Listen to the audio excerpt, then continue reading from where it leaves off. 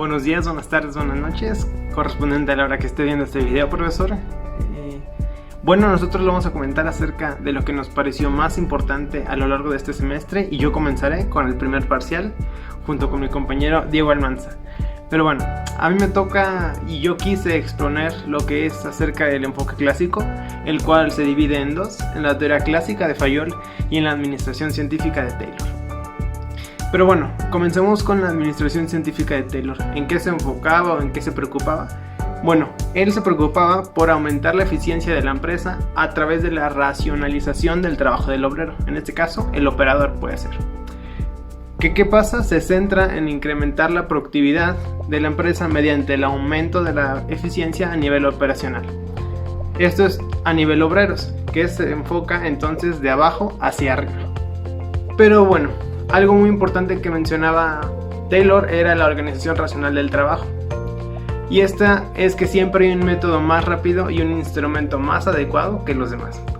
Además de que siempre se puede perfeccionar mediante un análisis detallado de estudio de tiempos y movimientos, en lugar de dejarlo a criterio personal de cada operario. Esto se refiere a que siempre hay como una metodología, unos segundos que se pueden acortar para eficientizar el proceso. Este análisis o esta organización racional del trabajo se fundamenta en 9 cosas. El primero es el análisis del trabajo y estudio de tiempos y movimientos. El segundo, el estudio de la fatiga humana. El tercero, la división del trabajo y especialización del operario. Cuarto, diseño de cargos y tareas. Quinto, incentivos salariales y premios por producción. Sexto, concepto de Homo economicus. Séptimo, condiciones ambientales del trabajo. Octavo, estandarización de métodos y máquinas. Y noveno, supervisión funcional.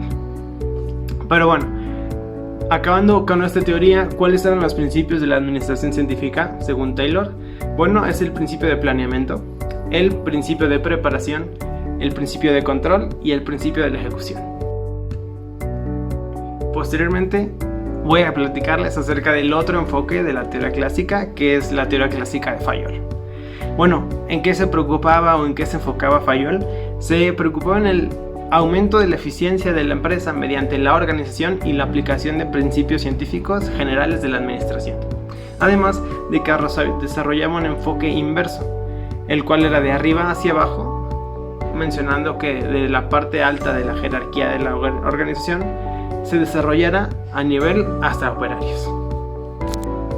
Las funciones básicas de la empresa según Fayol son 6, las cuales comienzan con las funciones administrativas, que es planear, organizar, dirigir y controlar, para posteriormente seguir con las otras funciones, que son las funciones técnicas, comerciales, financieras, de seguridad y contables.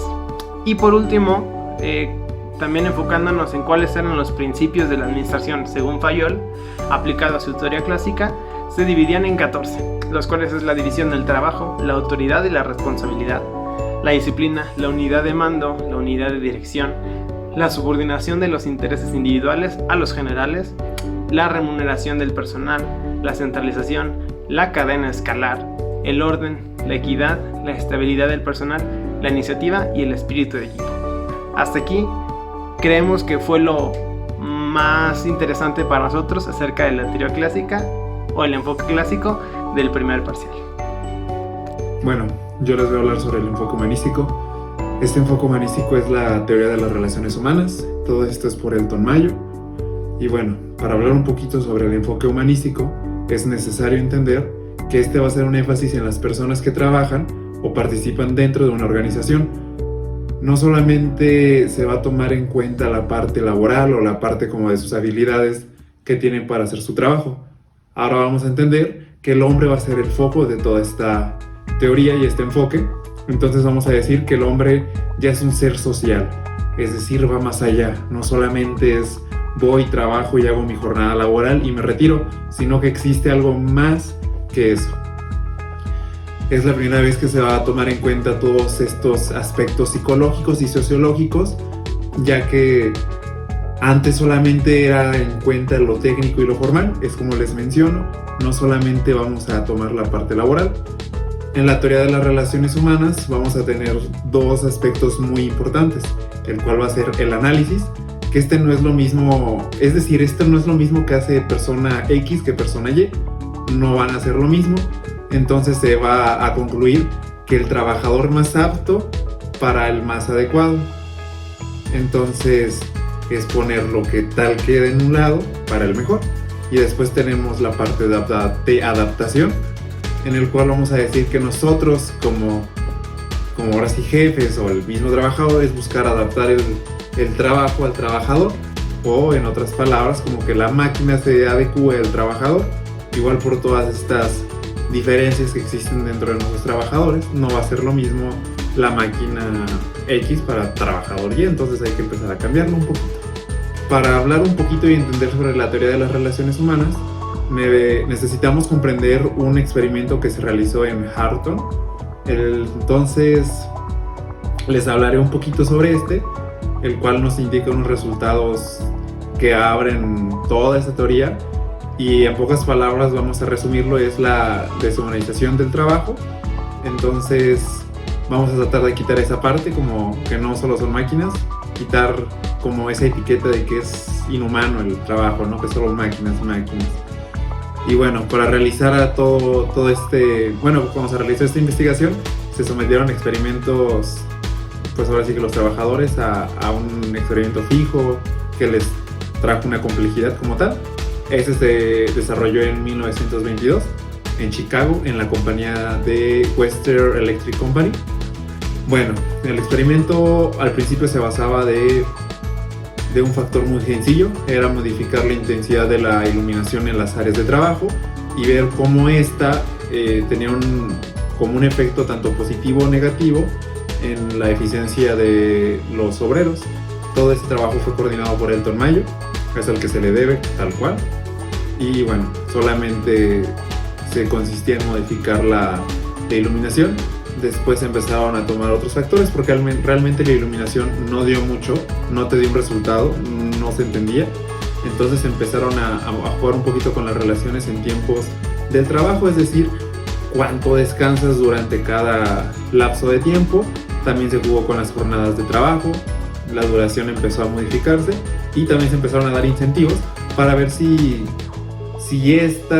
estos factores modificaban como la efectividad y la eficiencia de los trabajadores, pero realmente no se pudo identificar algún resultado, no se pudo decir que para todos son los incentivos o para todos era la jornada de trabajo. Entonces se empezó a entender que no todos funcionamos iguales. Y bueno, el experimento también nos dio como resultados que el trabajador a su nivel de producción va a ser un resultado de la integración social que tenga dentro de su empresa, así como este comportamiento que se va a tener por cada empleado. Existe ahora la creación de grupos informales que tenemos como el líder que se hizo dentro del mismo grupo, algo muy muy informal, no hay nada como decretado por la empresa.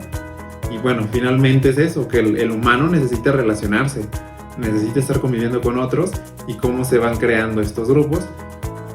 Y pues en conclusión podemos decir que este enfoque humanístico le hace mucho énfasis a las personas. El simple hecho de que ya la persona no es una máquina, sino que va más allá, que tiene unas necesidades, como se han visto en otros temas, que este humano depende de relaciones, cómo se interactúa con otras personas dentro de la organización. Vamos a tomar en cuenta el sistema psicológico, todos estos aspectos de la psicología y sociología como tal, porque no es un individuo en solo, ¿no? Vaya, necesita convivir con más. También vamos a hablar un poquito sobre esta autonomía que va a tener nuestro empleado. También se empieza a descubrir como la delegación con la autoridad que se tiene, como esta confianza y apertura que se va a empezar a crear, y finalmente el énfasis que existe dentro de este enfoque es como las relaciones humanas entre todas estas personas. Podemos decir que ya se dejó de pensar que el trabajador es una maquinita que te va a aguantar 8 horas seguidas, y entender que es un humano con necesidades, tiene diferentes características cada uno. El trabajo para uno va a ser más, menos, hay que adaptar, uno necesita ciertos tipos de descanso, incentivos, todo esto. Entonces, entender esto, el humano es por ende un ser complejo, un ser social, conviven muchos y no es tener máquinas programadas. Finalmente solo puedo decir eso, el enfoque humanístico, acaba en esta parte y muchas gracias.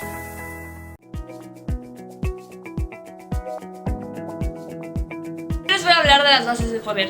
Tenemos el de influencia y el coercitivo. El de influencia se refiere más cuando una persona es seguido por su forma de ser, por su personalidad, más que por su puesto en el trabajo. Mientras que el de autoridad es cuando una persona es seguida, pero por su posición en el trabajo. El de influencia podría ser como esa persona que tú sigues porque te cae bien, o porque ves que tiene cualidades, o por cualquier otra situación, pero que va en base a su personalidad. Mientras que el de autoridad se refiere más cuando tú obedeces las órdenes de tu supervisor, del gerente o de la persona que tiene un puesto pero ya establecido en la empresa. Tenemos 5 tipos de poder: el coercitivo, el de recompensa y el legitimado. Estos 3 son de posición, se refiere a la posición como que tiene una persona, mientras el de competencia y el de referencia es personal. Estos 2 se refieren a cómo te ven las personas de la empresa o en general. El coercitivo se refiere más a lo que es el castigo. A ti te obedecen, como por ejemplo los tiranos, porque te tienen miedo a que te castiguen. Y mientras que el de recompensa es como los perritos. Si te portas bien, te van a dar algo. A eso se refiere. Tenemos el legitimado, que va más por la posición, o sea, es el orden que tienes ahí jerárquicamente. Y el de competencia es porque la gente te ve como, es que sabe, es bueno en las matemáticas o sabe de estos proyectos. Entonces eso va más como las personas te ven a ti por tus competencias. Tenemos el de referencia, que es como dice la palabra, es el de referencia, como las personas te tienen a ti como de, es que a él siempre le preguntamos, es el que siempre sabe. Entonces estos son los 5 tipos de poder que se dividen en posición y personal. Y ahora voy a hablarles también de los enfoques teóricos del liderazgo. Tenemos los rasgos de personalidad, el estilo de liderazgo y los situacionales de liderazgo. Estas teorías se refieren a cómo las personas van actuando o cómo las situaciones te llevan a ser líder o situaciones por el estilo. Los rasgos de personalidad se refieren a cómo las personas son líderes. Por ejemplo, esto lo vamos a relacionar con el siguiente tema, que es la teoría de estilo del liderazgo, en el que se refiere a cómo las personas son o líderes que van enfocados a tareas, o que van enfocados a la malla gerencial, o que van enfocados a cumplir proyectos. Cuando están enfocados en las tareas, simplemente se enfocan en lo que es: necesitamos la producción para mañana, háganle como puedan, pero lo quiero para mañana. Si es enfocado a personas, es enfocado de, tenemos que cumplir con esto, pero también quiero ver que ustedes estén bien, ustedes como mi recurso. O sea, también me estoy enfocando en las personas, en quienes trabajan para mí, y técnicamente eso se refiere al personal. Y los situacionales de liderazgo se refiere a las situaciones que te llevan de cómo eres líder. Las situaciones de que tú manejas para ser líder.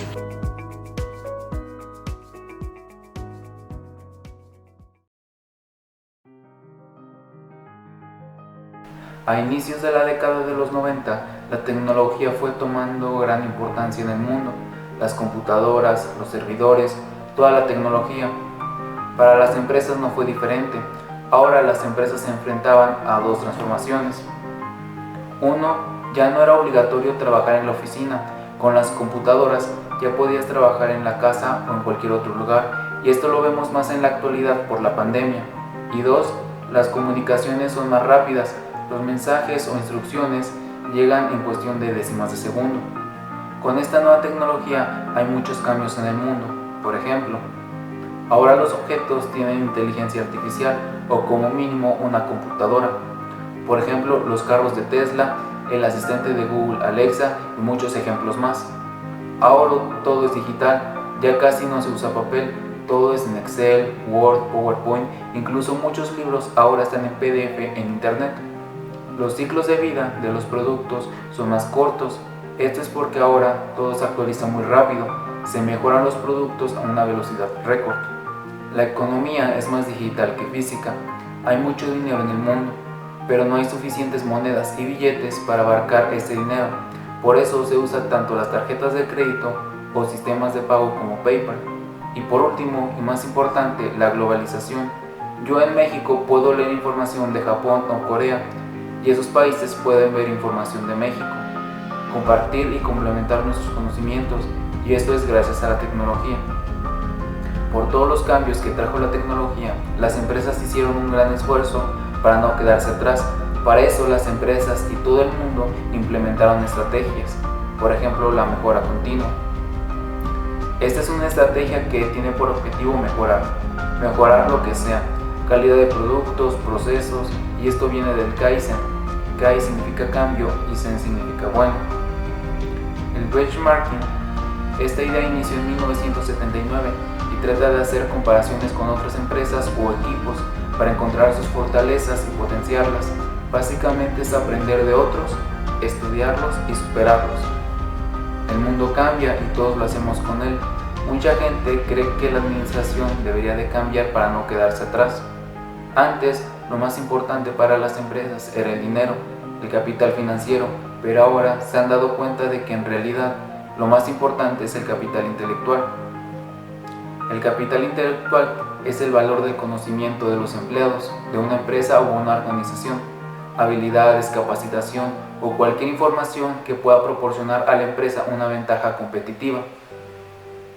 Las empresas están formadas por personas. Si no tienes personas, no hay empresa. Las personas son las que dan las ideas, proponen mejoras, son los que trabajan. Por lo tanto, empleados y que estén formados es lo más importante, ya que sin eso no tendrías ingresos tan fáciles. El primer paso para conocer una organización es identificar su cultura. Formar parte de una organización es asimilar su cultura. Pero antes de continuar, ¿qué es la cultura? Son normas no escritas que indican u orientan el comportamiento de las personas dentro de una organización, y estas normas están para dirigir a las personas a cumplir los objetivos de la organización. Hay otra cosa muy parecida que se llama la cultura organizacional. Este es el conjunto de normas y valores por los que se rige una empresa. Estos son unos principios relacionados con la estructura de la compañía, con los métodos de desempeño del trabajo y hasta el modo en que se relacionan los trabajadores unos con otros. Pero, ¿por qué es tan importante la cultura organizacional? Tiene que ver con cómo se relaciona la empresa con sus trabajadores, con las relaciones internas, las políticas de bienestar, el clima laboral de la oficina y un largo etcétera. También tiene que ver con el comportamiento de la empresa de cara al exterior, de su actitud social. Es la sumatoria de sus empleados y de la imagen corporativa que brinda fuera de los clientes y al público en general.